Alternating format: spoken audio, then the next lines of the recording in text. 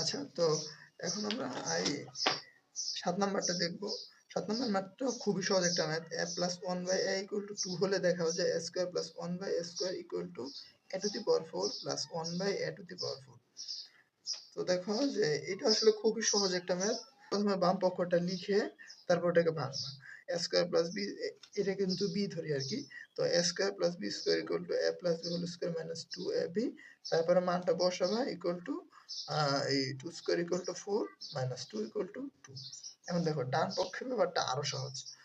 এই যে এই যেটা দেওয়া আছে আর কি ডান পক্ষে a to the power 4 plus 1 by a to the power 4, ওটা লিখার পরে দেখো a to the power 4 K a square whole square লিখতেই পারি, কারণ দেখো এই a square to square, তো স্কয়ার কে আবার যদি আমরা স্কয়ার করি তাহলে কিন্তু আমাদের a to the power 4 হয়ে যাচ্ছে।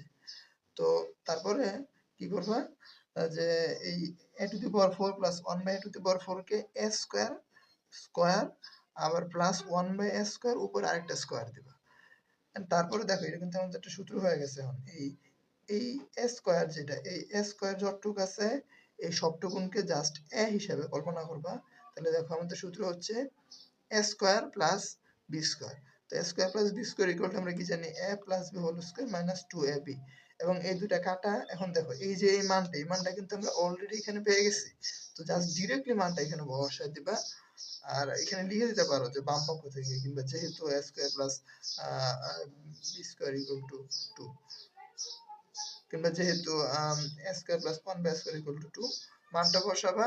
তারপরে ওই উপরে স্কয়ারটা আর মাইনাস এই বাকি 2টা 2, এবং আগের মতোই 2 square equal two 4 minus 2 equal to 2, বাম পক্ষ সমান ডান পক্ষ প্রমাণিত।